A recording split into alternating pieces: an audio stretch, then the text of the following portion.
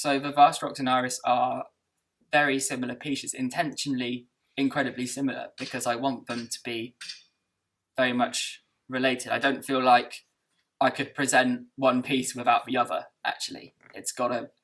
They're linked in terms of physical choreographic structure, but also in terms of how opposite they are. They show two very contrasting parts of my life.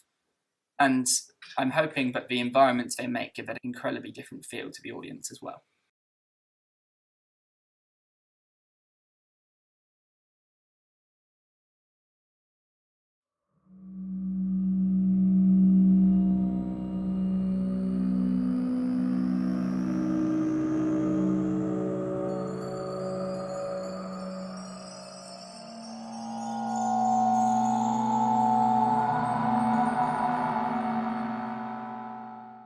The piece itself is very much about my initial experiences and understanding of fear of the dark and nyctophobia, which is extreme fear of the dark. It's about when I first moved to London and had incredible experience of living in a city.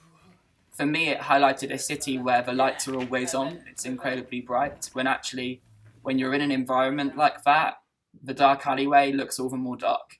And you have because of the city's culture, you're also initially far more scared of what could be in that dark place than somewhere like Devon, where when it's nighttime, it really is pitch black. It's genuine blackness. We've spent a lot of time in the pitch black box Exeter Phoenix, where we did a residency, to really experience pitch black in an electronic, very manufactured setting. Iris now, it's gone from 3 dancers to 3 different dancers. So I did it again, but there were 2 different females, and now it's a duet. I've been quite fortunate in that my role has stayed pretty much the same throughout. It's always a challenge to experience this kind of work with different bodies, so it's been trying to figure out and almost bring in the level that I am at now in terms of my dancing, because I feel it's very different from where I was a year ago when we created it. I was never part of the original creation process, so I sort of was thrown in at the deep end and had to pick up the material and sort of try and get the ideas of the piece over within, I think, a week, whereas this time I've had that experience and I sort of understand it more, so I feel like it's been a lot easier to sort of get into Iris again and put a new spin on it and a different feel. Cool. Sorry, that was awful. Yeah, let's not get a wrist flick, it's just... The most important thing with Iris is, of course, having that internal rhythm that is being generated by both the movement and the music that is composed by Shaq.